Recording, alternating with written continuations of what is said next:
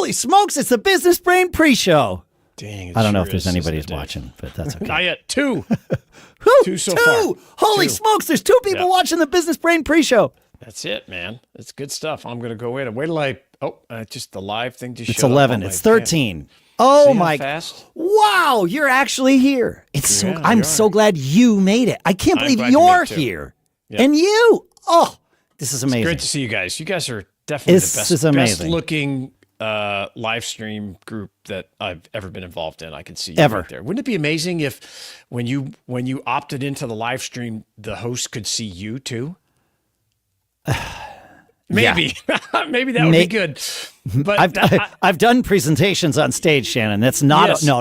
It's but it would always be fine. interesting if, I guess that's like a Zoom meeting, but it would be interesting if you could have that option of like, hey, if you want to be on the, I don't know, maybe not. Yeah, That's probably a silly I've idea. done presentations in person, of course. I've also done them in Zoom. And when I'm doing them in person, it's my preferred method by far, because I can pace myself. I can gauge. Yes. I can, as I'm talking, I'm looking, and I know there's going to be some percentage of the people. Well, there's going to be all the people who some percentage of the time fall into their phone or their laptop because they got some notification that was either important or not, but it sucked them away for a moment. Yes. That's fine. Yes. I get it. Happens to me too. No problem. But but I get to gauge, like, are people paying attention? I just said a thing that might have been confusing. Yes. Let me look at the eyes and faces. Are they That is glazed very over? helpful. Right? I Are they agree. leaning in? Like all that stuff. On Zoom, seeing any person's camera is an utter distraction for me because it gives me absolutely no valuable information whatsoever. Because what's happening on Zoom is everybody's staring at themselves or staring at nothing. If they're staring at the screen, they're looking at themselves. I disagree. Well, I think, yes, of the course. I agree with the part. The part stats about, agree with yes, me. Yes, on the part this. that you look at yourself, I get that. However, if you're in a small group and you like I do group calls each week and maybe there's 5, 6 people on it, it helps me follow the cues of the conversation versus being on the phone. So I watch them talking when there's a natural break for me to jerk in, step in. Step in. Oh, that's if helpful. If it's 100% different with a group call versus I'm talking about a presentation. Oh, yes. Presentation. I'm brought in to do a thing, and it's like different. It Totally. sucks on Zoom. Yeah, that does. I might as well be doing it to no one. Yeah. So Totally makes the sense. ones that I do on Zoom are not the same kinds of lessons and presentations that I will do in person. Yeah. The Zoom ones are only things that I can't do in person, which generally are those things where I can train one person sitting next to them because we need to see the same screen. Yes. And if I'm sharing my screen, now we're all looking at the same thing because our little pictures are tiny. Yeah. And they can see the screen. And now it's like, oh, let me show you how to do this and train you on this or show you whatever. And that works, which is in a big room with, I was going to say 1,000 people, but even 100 people trying to do something on a computer screen, on a projected, nobody can see the detail that they need. Yeah, that's true. Zoom gives you that detail where you're at the distance that you are used to seeing it. Totally makes sense. Yeah. Yeah, that's great. So that could be a topic.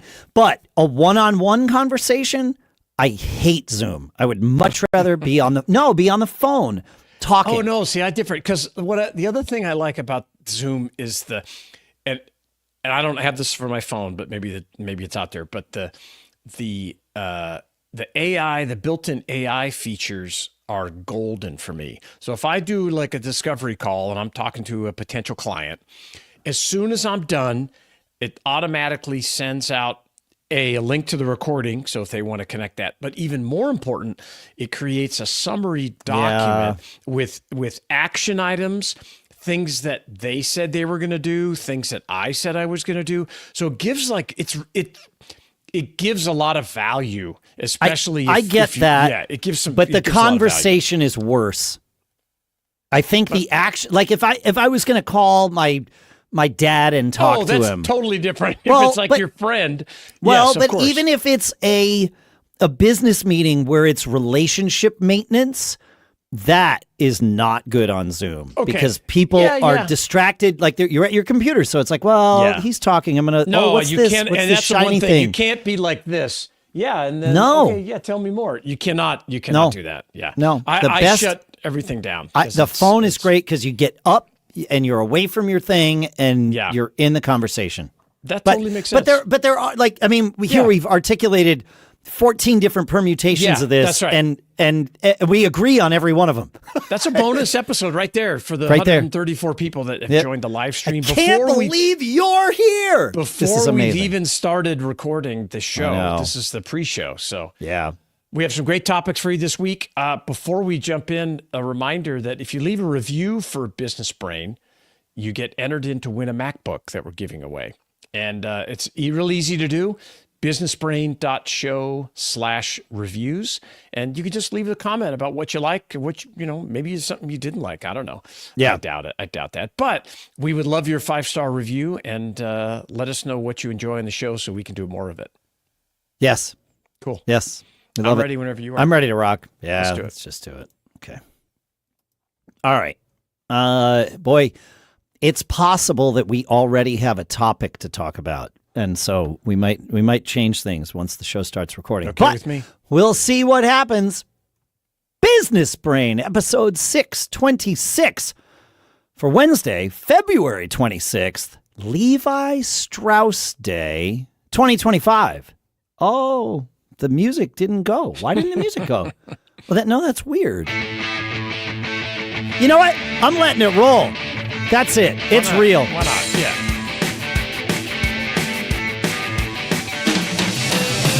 Greetings, folks, and welcome to Business Brain, now with music. The show for folks who like to dissect and analyze and use bits and pieces of information from us, from you, to help tune our business brains each and every time we get together. Here in Durham, New Hampshire on Levi Strauss Day, I'm Dave Hamilton. I love Levi Strauss. Here in Lafayette, California, where spring has sprung, although we do call this false spring, but it's going to be like 70 degrees today. Wow. I'm Shannon Jean, and I'm glad to be here. Yeah, I'm happy to be here too. Me too. Levi Strauss, there's an interesting story there about how it was one of his customers went into business with Levi Strauss to produce jeans. Yeah. Yeah. And he was had stuff to make tents or something, and then he said, hey, what we really need are pants. It was a San Francisco-based company. He was born in Germany, moved to the U.S. at 18, and joined his brothers in New York in their wholesale dry goods business called J. Strauss Brother and Company. And they sold supplies, and then he opened a wholesale business in San Francisco, selling merch like, clothing, bags, napkins, bedding, combs, tents.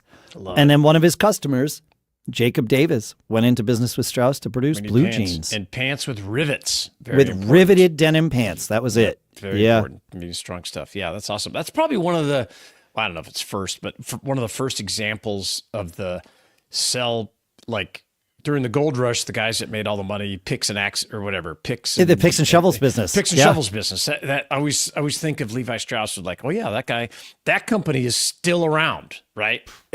I know.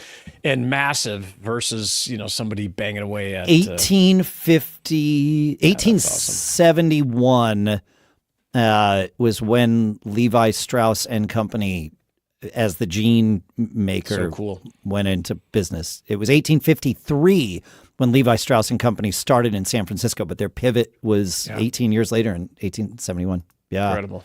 Amazing. I know. Yeah, crazy. Yep. We are in the podcast business. We are. And one of the, sorry about the lip smack there. I really try not to do that. One of the things that helps fuel the podcast business is reviews. And Printer Dave sent in this week's featured review. By the way, we feature all the reviews. A must for any small business owner. He says, this is an updated review for 2025. These guys have been putting out excellent show for 10 years now. and it's as helpful and relevant as ever. They're approachable and easy to listen to, and they speak from experience. Business Brain is still a favorite podcast, and his review from 10 years prior was The Small Business Show, our former name, is hands down one of my favorite podcasts out there. I learned so much from the guys, and if you own a small business, do yourself a favor and subscribe. I also find that just by listening, I am even more motivated and excited to work on my own business, and that's Printer Dave in Canada. Thank you. That's thank awesome. you. Thank you, Printer Dave. 10-year review updated. That is amazing. You can update your review too if you've already done one and you want to update it, and I'm going to tell you why you want to. You certainly can. You go to businessbrain.show/review, and that gets you as close as we can get you to where you can click on the review to do it. And the reason you're going to want to do it is that here in 2025, we are going to give away a MacBook to one of our reviewers. And to get yourself on that list, all you got to do is put a new review in or update your current review. That's sweet. And then email us at feedback@businessbrain.show. Yes. So we can get your contact information so we can hand you that shiny MacBook. That's the key. Otherwise, we don't know how to do the contest if we don't know how to reach you. Patrick sent in a question to feedback@businessbrain.show, and it's fairly simple. I'd like to hear what people like about using Google as a back end versus Microsoft in their businesses. So do you prefer Google or Microsoft for your business? Patrick says, I like the Microsoft products better, but video conferencing over Teams sucks. Can I answer that? Please. No. I don't. Yeah. I am still in that, ecosystem of a little bit of both, but I would prefer I would prefer to use each of them less and less. And I have found myself, I really don't use Google search anymore because it's just not as effective as it used to be. And I use an AI, either Perplexity or ChatGPT. I think it's so much better. I do use Gmail. I do share docs in stuff. And I do use Office products, and that's about it. I don't use any of their email. I don't like the video. I don't like Teams at all. All I hear is bad things. And for video conferencing, we did a pre-show bonus topic on the live stream this week where we talked about Zoom and video conferencing. And I love Zoom. I think it's great. And but I'm not a huge fan of either of those two. How about you? I leverage some of the Google stuff, far less of the Microsoft stuff. I don't think I use any Microsoft apps at all. You use Excel at all? I use something called LibreOffice, which is an open source Microsoft Office alternative for the Mac, and it's free. Go ahead. Do you have to convert when you send it back to people? That's why I use LibreOffice. The answer is no. I don't. Nice. I have it all set to save in natively read and write in XLSX or DocX formats. Nice. And because I have to, I get spreadsheets for proposals all the time. Yeah. And I can't open those in numbers on the Mac and convert them back. It blows everything up. Yeah. My clients would never work with me again. So we use LibreOffice, and we open it and we edit it and we save it. And it's just like they have no one knows that we use that versus Excel. And it's free. That's really good. I got to look at that. Yeah, that's great. And then for our cloud-based stuff, the Google Docs, if you will, we use Google Docs sometimes with some of the businesses, especially with our customers and clients. We use Google Sheets sometimes. Yep. But internally, it's all Synology Office and Synology Drive, which is hosted locally on our own Synology disk station, and it works out great. Yeah, it's awesome, and nobody has my data. Yeah, I love that. Yeah. I think that's the only downside is if either the disk station goes south or it's hosted here at my office, so if the internet connection in my office goes south, I don't have access to it. Yeah, and I would say you have to be a little more technically inclined to set something like that up. A little bit. It's not as bad as you might think. Yeah. I certainly you could do it. Like there's no, you don't have Sure. to be super nerdy, and you're fairly nerdy, but Yeah, you know, exactly. yeah, I think I could do it, but yeah. somebody who's not in the tech stuff at all, I think would be a little It'd be a little daunting. intimidating. But I do love the options. But you know, you can certainly find somebody to help you set something like that up. I think that's pretty cool. Yeah, and if I wanted to, I could put a disk station at, say, my business partner's location, and they would sync with each other. And so if one, and they could do load balancing and all that stuff. That if my connection went down, but you know his stayed up, Sure. then everybody else could still get to it, and it would still do all the syncing and That's all that cool. stuff. So yeah, I love it. That's great. yeah. Pretty cool. Yeah. So I also today want to talk about, I mentioned this last week, and I can give you some examples, but I wanted to talk, there's a, I see it, I'm going to make sure I phrase this the right way. I see it in different ways, is that often people, especially aspiring entrepreneurs, stop after their first failure. So I want to dive into that a little bit and talk about it. And I'll give you an example that I've just seen a couple times recently and I'm in this, you know, I have this weird auction liquidation business, and I bought stuff this way forever. And that business is one that easily lends itself to, I tried it once, it didn't work, and it doesn't work, right? Because I failed it the first time. And so now what I've done is, after I saw that happen a few times in this last 6 months or so, is I always say now, this business is about the averages and profit over time, not this deal is amazing or this first deal is terrible, and so I'm never going to do it again, right? And I think, is there any business that's not? That's a good point. Well, wait. That's why I bring it up. That's why I bring it up. Is there any I wanna talk business about that's not any business that lasts a long term that is not about the averages and the profit over time? I love that. So I haven't found one, and No, I don't know that I want to run one. yeah, no, it's not. But I will say that, especially aspirational entrepreneurs, or I call civilians that are just trying to get into this thing, I don't know where the idea comes from that, oh, I'm going to start, I'm going to have success like that. That was my finger snapping, sorry. And then I'll have a little more success, and then a little more, and then a little more. And the chart, the line on the chart will just keep going up and to the right. Right? And it's Success is impossible. not linear, folks. Yes. I'm here to tell you, and the month of February 2025 has been here to remind me that success is not linear, folks.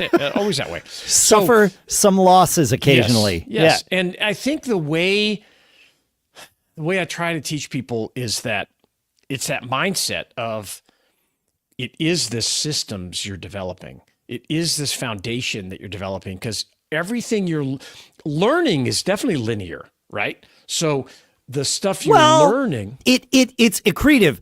In that once you learn something, it adds to it, but it's not linear. I mean, I stay at plateaus, and then I learn something, and I step up. Okay. Yeah. Right. Terminology. You're smart but you're right. It moves in one direction. Yeah, it moves in one direction. Okay. So yeah. Whereas profits do not. Never. Revenue, profit, never. No. So if you can, going into things, whether it's a new project, a new business, you're launching a new service, whatever, developing that mindset and sharing that with people that are working with you on the team or on this project or whatever it is, that, hey, we don't know if it's going to work. So we're going to experiment, we're going to start, we're going to try, we're going to adjust, right? Because I guarantee it's not going to work the way you think it is. And so that's, you got to come up with a system to cut off that mentality that, oh, this doesn't work. I see it, like I post about stuff, and I'll see it in the comments, like, I tried this, I failed, this doesn't work. And it frustrates me to no end. I am so patient. I know I'm an impatient person at my core. Fine. I fully admit that, and it's part of what fuels me. However, when someone doesn't know something, I like to teach. So I can generally be somewhat patient there.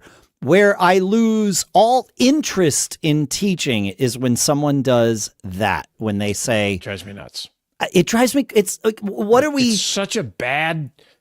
What a mindset. Yeah, it's a terrible. And I know we framework, might be insulting some of you out here, and I'm sorry, but it is true that certainly from my standpoint, if you're someone who the first I tried it, I failed. And I think this all came up when I was talking about AI last week, that I had somebody that said, "Oh yeah, I tried. I hadn't used ChatGPT in 2 years, which just boggles my mind.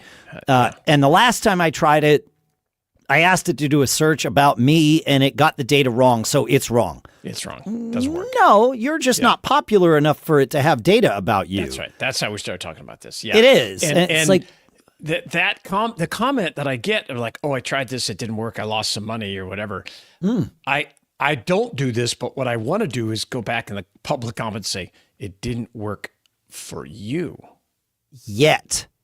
Yeah, that's good. Didn't work yet. But if there is no yet, if you don't give it the runway it needs, or you use a tool like ChatGPT the wrong way. Yes. And you're doing it wrong. You're doing it wrong. Now, you're doing it wrong. With any tool, like I used it wrong the first time of course. too. I do it all the There's time. nothing. It's about me learning how to use the tool. It's yes. You know, we have to have open minds and neuroplasticity and adapt. We got to be able to adapt. You got to adapt and program your moist robot brain. Yeah. That I'm gonna. Okay, it didn't work this time. I'm gonna change what I'm doing here and adapt. I'm gonna record this data.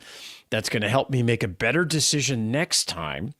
And, you know, like with these auctions, I always tell everybody, don't ever buy anything until you already know what you can sell it for, right? If you want to be a reseller, that's the first law right there is, you know, oh, I've researched it. I can sell this for $100. So it's okay for me to buy it for 50 or whatever. Right. And if you go into it from an emotional standpoint, oh, I need to make extra money and I'm just going to go in and this looks like a good deal and I'm going to do this. You're going to be disappointed. You're setting yourself up for failure.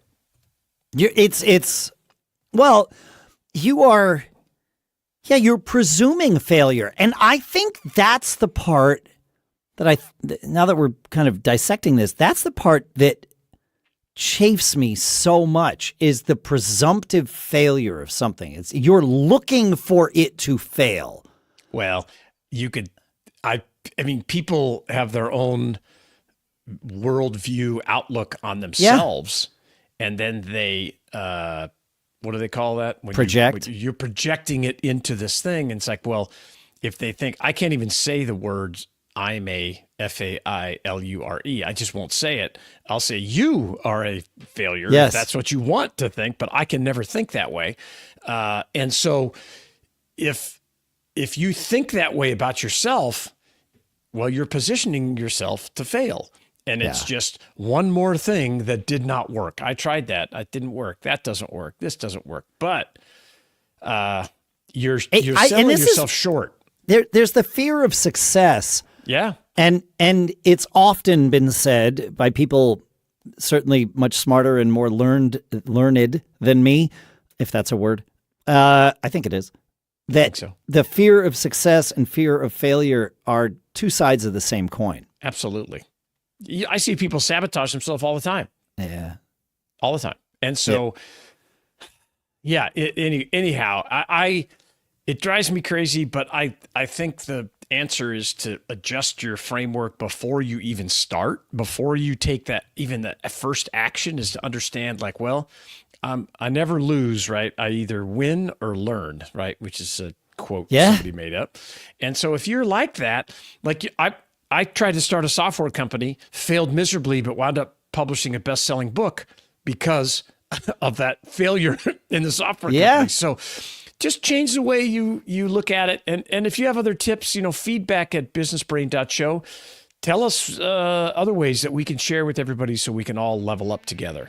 Hey, look, the music worked right on cue. Even Amazing. I don't know why there was a 4-second delay at the beginning of the episode, but that's what we do. Keep 'em Thanks guessing. for hanging out with us, folks. Make sure to visit businessbrain.show/review. We would love your review, and we're throwing a MacBook out there because that's what it means to us. Feedback at businessbrain.show as well. Send us a note like Patrick did, and we'll discuss it on the episode. And also, let us know, are you Microsoft, are you Google, or are you something else? We'll see you on Friday. Yep, see you Friday. Later. Keep living that charmed life. All right, we're up. Good. You know what? I'm gonna do this. I'm gonna turn this light on here. Maybe that'll help. Oh, that's a little better. Oh, You froze.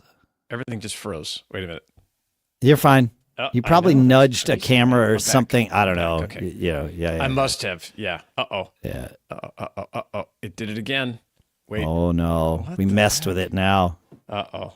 Yeah, I'm in trouble. Hold on. Can you still hear? You're fading in and out. Yeah. I wonder if you moving around. Are you on Wi-Fi? Did it Wow. maybe? Hold on. Yeah. I don't know, dude. No. Hang on. I think I'm back. I think I'm okay now. But it's Okay. like everything reset. I'm glad I didn't do it while we were recording. Let me Same. get it did mess with my camera and everything. Yeah. Just You probably bizarre. nudged the power or the connector for your USB hub or something that you have things plugged into. Yeah, I think I did that, and it probably did. I don't know. I'm making one stuff of these up. technical terms. Yeah, that's okay. I'm back. That's okay. It's good. It's all good. Perfect. All right. Great. So those of you on the live stream, we're in between episodes. So Dave is turning some knobs, pushing some buttons, and we are Turning some buttons and pushing some knobs. whatever, same thing. And I don't know. so that I way- know you said it right. I okay. twisted it around. Yeah. I'm gonna try to move this and see if I can. Okay, great. And that way, when we're done recording this next episode, which will be for our Friday show, we can quickly get it posted because we don't like to do any editing. Not a one thing. We're No. lazy podcasters, so we like to get back to our regular business and make it work that way. So, and then you know what? Maybe I turn this on too. Look at that. Let there be light. Come on. Let there be Do light. it. Okay, All then right, I can there we turn are. that Business down a little Brain bit. Show 620. Oh. Uh-oh. No. Did the wrong number. Okay, great. No. Oh, now I'm all red. Look at that. Okay. Perfect. Problem is, like, I have this i360 Link camera, which I just love, but it has so many adjustments that I can't help messing with them.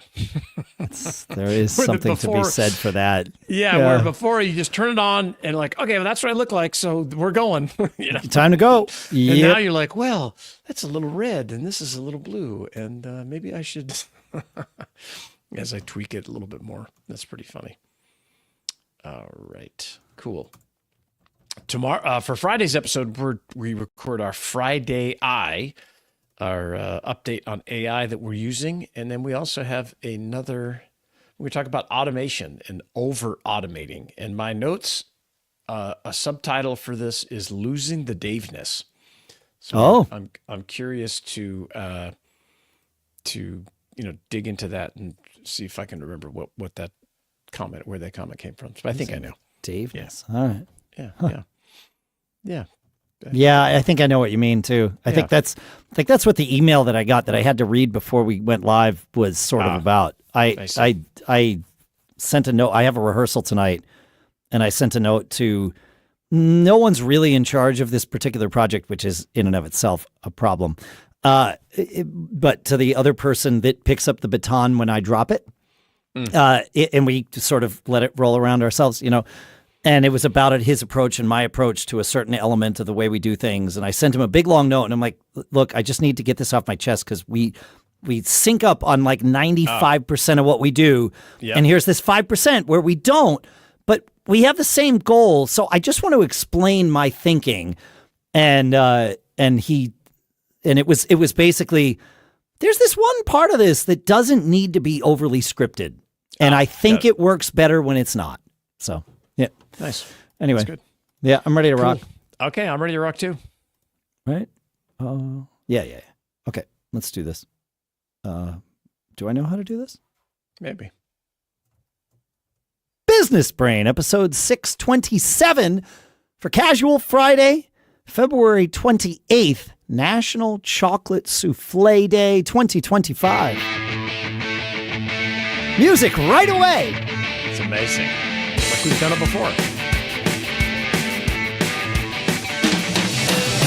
Greetings, folks, and welcome to Business Brain, the show where you send in ideas, we come up with ideas, we then dissect them, we discuss them, we use them to tune our business brains so that we can each keep on living those charmed lives that we love so much. Here in Durham, New Hampshire, I'm Dave Hamilton. And I'm still out here in Northern California. I'm Shannon Jean. Yeah. Happy Friday. Happy Friday, man. Yep. Yeah. Another week, another month. Yes. That's right. The start of another month. Dude. February's been interesting. Yeah, I'm happy to say goodbye to February. I don't know why. It's not been great. Yeah. There's been highs and lows, but it's getting stuff done. I've had more lows than highs, but that's okay. It's fine. It's not a complaint. It's an acknowledgement. No way to get away from it. We're all human. It's totally fine. I'm okay. Yep. Just didn't want to make it. I don't usually complain or even do anything that's other than being overly positive on this show. So I just want to make it. It's the highs and lows of entrepreneurship. It's like that's how it is. It's a roller coaster. It's like one day you're just killing it and everything is going great, and the next day you're just like, how can I continue? Will I still be in business tomorrow? I've been there so many times, and I still, after all these years of feeling that way and doing, I still, when I'm at the bottom of the roller coaster, I'm still just like, man, how am I? How am I going to get back up? It's going to be this way. How's it going to? Am I going to feel this way for? This is it now. I can't. Yeah. How am I going to continue? And then, sure enough, something will happen, and I'll just be like, "Woohoo! I'm back!" That's it. I know. So stupid. I know. I heard myself utter last week or something like, God, I can't keep doing this.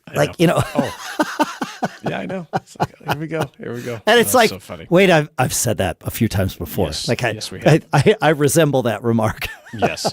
That's great. Hey, I want to talk about automation, but I also want to talk about our Friday AI topic. Or Friday AI. Friday AI. Yeah, sure. What do you want to do first? Do you want to do the No, AI? I want to hear about this over-automating thing. Okay. So I have a thesis here to sound fancy. I always try before I automate something, I want to do it manually so I understand it completely. And same. Yeah, because I think that you put your own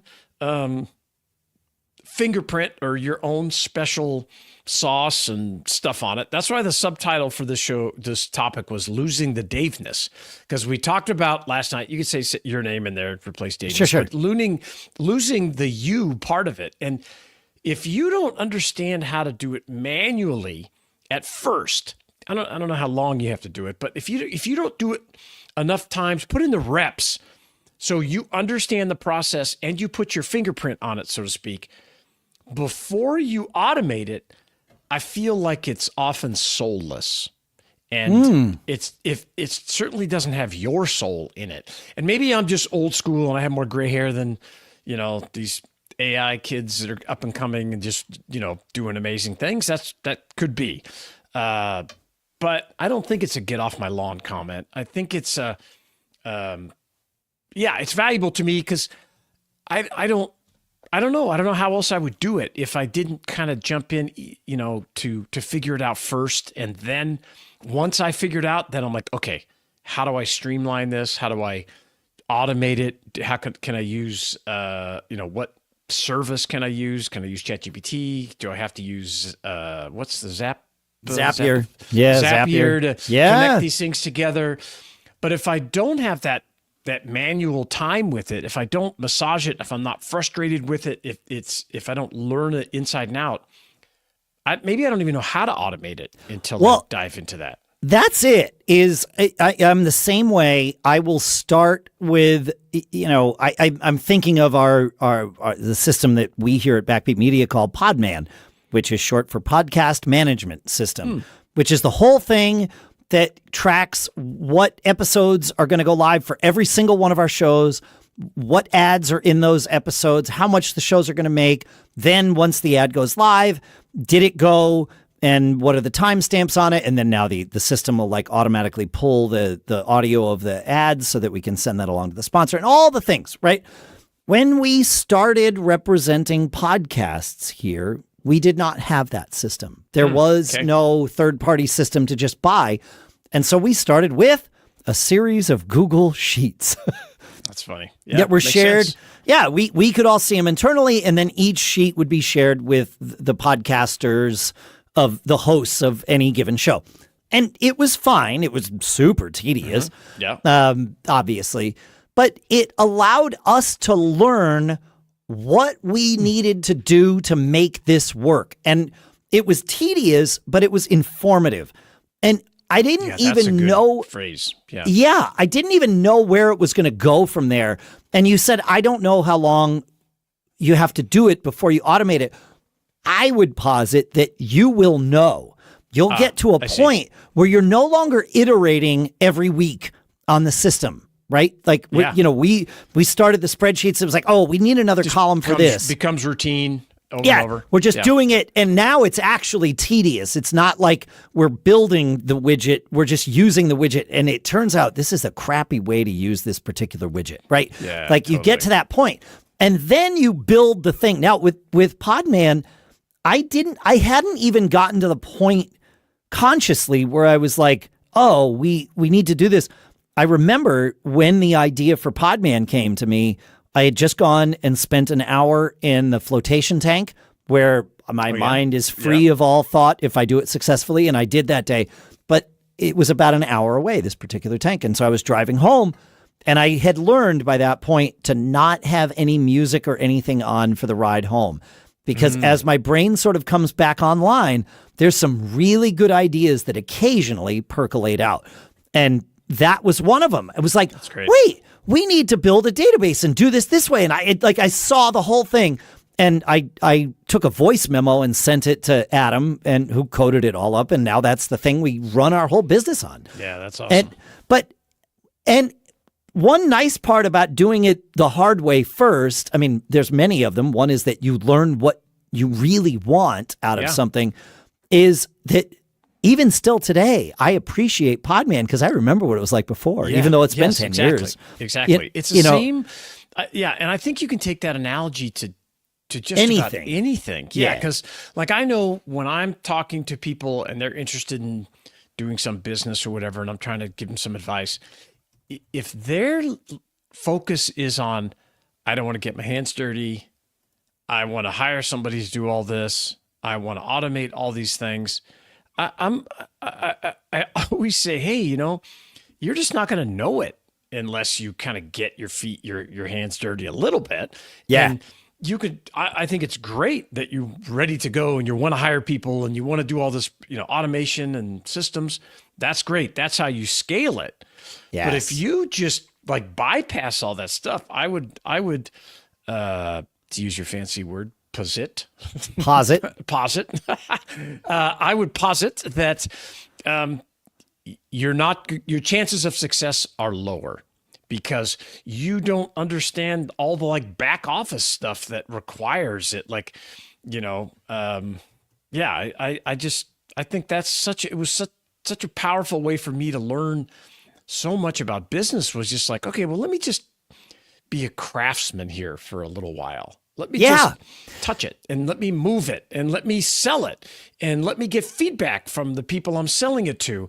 And then once I had it in my brain, okay, well, first off, can we buy this product and make money? Right? Can we first? And how hard is it to manage? Because if you walk out in your warehouse, this is just my world. Yeah, your experience. If you walk out in your warehouse and yell at these guys, hey, why aren't you getting this stuff done faster? Da, da, da. Well, if you don't know what it takes to manage that inventory, or if you don't know what it takes to work in your shipping department, you're just blind. You don't know that. What are the resources required to ship 100 orders a day versus, now we're shipping 200 orders a day. And wait, why can't they get them out? Well, you have to get in there and you got to touch it. you got to do it. And sometimes you don't need to build it yourself. Sometimes True. you I will have that you will problem. do it Yeah. you will do it the hard way and then realize someone else has built a solution that solves, if it solves 80% of what you want, and you can customize the remaining 10%, but not the final 10%, that's close enough. I agree. Like, you don't have to build it yourself. And I'm saying this mostly to me, but if anybody else is listening, that's fine. I have the same problem. Let's build some custom software. Yeah. Oh, my whole life has been building custom software and then not being smart enough to sell that. Talk about being in the picks and shovels business. Right. Yeah. I literally, it's a different skill set. From scratch, I built what might have been the first content management system ever. Yeah. And content management system is a fancy set of words to describe what WordPress is. I built one long before WordPress was even a twinkle in Matt Mullenweg's eye. Yeah. But Matt was smarter than me because he took his and made it a viable product for other people to use as opposed to just use dog food it in your own business. And now he gets his own private island, and I don't get that because at least not yet. It's coming. It's fine. It's coming. Yeah. It's fine. Yeah, it's coming. Yeah. Exactly. Yeah, I'll earn it eventually. So let us know if you think I'm wrong, if I'm right, or if you have other examples that we could talk about. Is it, how do you do it that way? Do you get your hands on it, or do you just like, no, Shannon, you're thinking old school. I just go in and do this and do that. I'd love to hear. I'd love to know. Yeah, feedback@businessbrain.show. And the word posit was introduced. I mean, I'd probably heard it before I heard Walter Bishop on Fringe say it. But Walter Bishop on Fringe said it years ago, and it stuck in my head. He always reminded me of my grandfather. And if you know about Walter Bishop on Fringe, now you understand my grandfather, and it's going to make you go, oh, I see. But yeah, he said that word, and it was like, oh, I like that word. Positive. Yeah. Friday eye time, Shannon. Friday eye. You want to go first, excited. Or you want me to? I'll go first. Yeah, okay. Sure. Anytime anybody offers that, I'm taking it. Yep. Smart man. Yeah. So I use this tool this week. It's called napkin.ai. Spelled just like the napkin that you have. Sure. And it does a few things very, very well, which I really like. And the main thing I use it for is I write a lot, but I always look at other people's stuff, like their content, and they have these awesome graphs and illustrations in there. And I'm like, how do they make that? That's totally cool. And I don't know how to make that stuff. I'm not good. Stuff that looks like somebody drew it with a pen. It's really cool. Sure. Well, now I can take my content, cut and paste it into napkin.ai, and it grabs data out of whatever I wrote about. Doesn't have to even have numbers in it. And it creates these amazing graphs that and images that you can put with your content.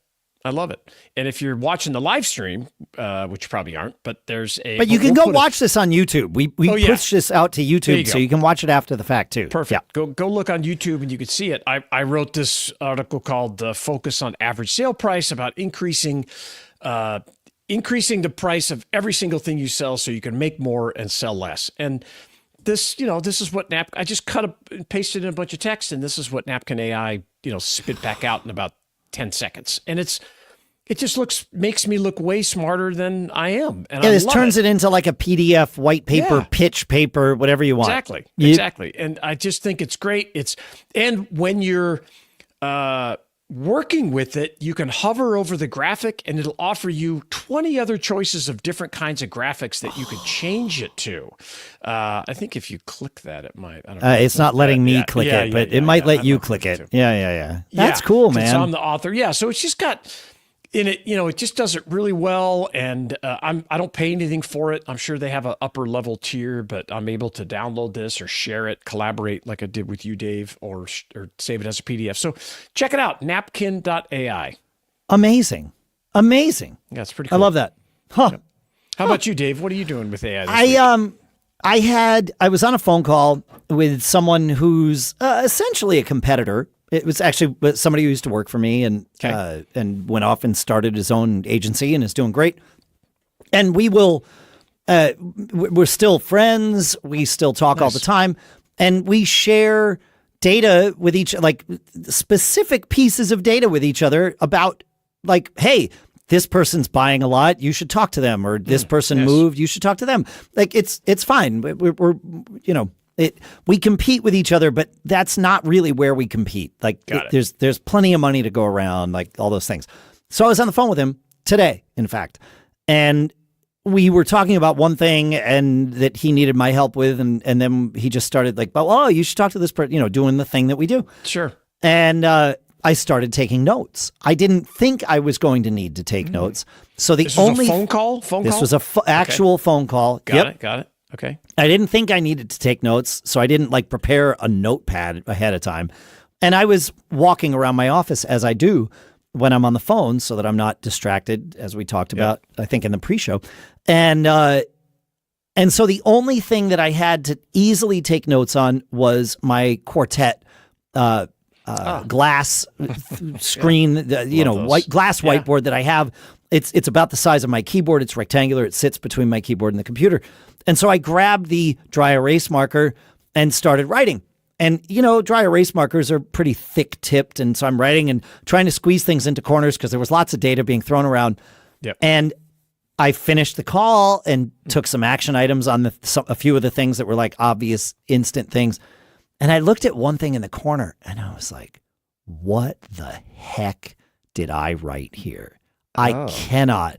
And I kept looking at it and I'm like, I know it's going to come to me. I know, I know what I wrote made sense in the moment. Like, but I just can't read my writing because it's, fat marker trying to squeeze into a corner. Yeah. Yeah.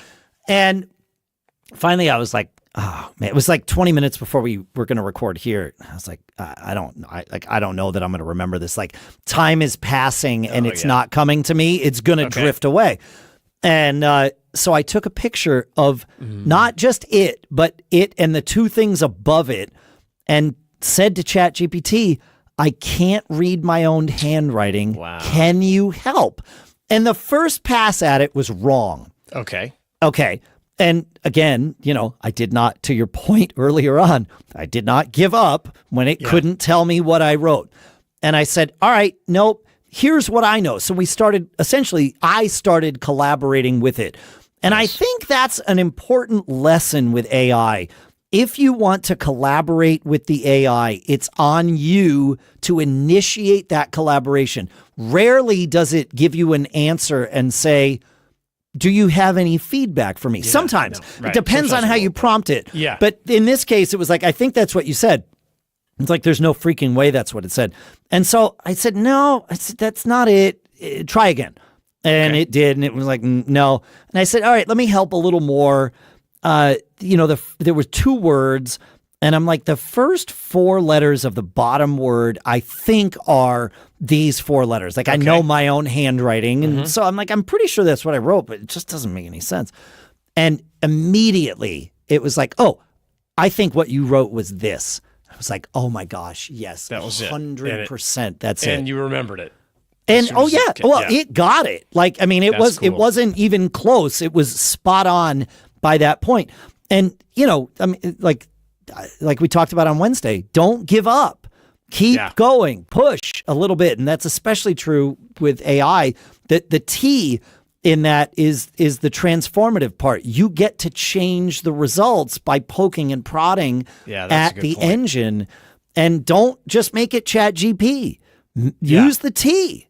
Yeah. Like, you got to use the T. Yeah, that totally makes sense. Yeah, you have to get it. And it saved my butt. This is a client that will probably wind up spending a bunch of money with us in March now that I know to reach out to them. Yeah. That's awesome. I love it. Yeah, it's great. So many great things, so many new little tips and all that stuff I'm excited about. I was excited to hear Apple announced today when we were recording this, they're spending like $500 billion building a new AI server location or something. That's $500 billion. Yeah, it's a lot of freaking money. I hope they get it right because they haven't yet. No, and they have not. Apple rarely tells us where they're going to spend their money. Yeah. They usually tell us, here's a thing we spent. Well, they are so far behind the 8 ball in the public eye on AI that they have to say that they're going to be there someday. And to be fair, Apple has a track record, a little bit of Yeah. not being the first, but being the best. Yeah, that's true. That's great. So, Yep. you know, I think Let us they're know- trading on yeah. that track I record. We'll think so, see if too. they deliver. Yeah. Yeah. If you have any AI tips for us that you'd like featured in our Friday segment, let us know. Feedback at businessbrain.show. And remember, if you leave us a review, you get entered in to win a new MacBook that we're giving away. businessbrain.show/reviews. We'll get you there, and then follow up and tell us you left one so we can get your info. Yes. And you can send other things to feedback at businessbrain.show, and we'll read those on the show. We'll answer your questions. We'll do all the things because it's what we do. We're going to be here next week, it turns out. We are. So 10 more years. That's right. 10 more years. We'll see you then. Have a great weekend. Keep living that ya. charmed life. And we're out.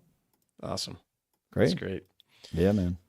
Very cool. Well, those of you on the live stream, thank you for hanging out. And we're going to end the stream. The episode we recorded earlier will come out tomorrow on the, not tomorrow, 2 days, because now we record on Monday, on the 26th. And then the one we just recorded will be out on the 28th in every podcast app you can even think of. Yeah. Platform. So thanks for hanging out, and we'll see you next time.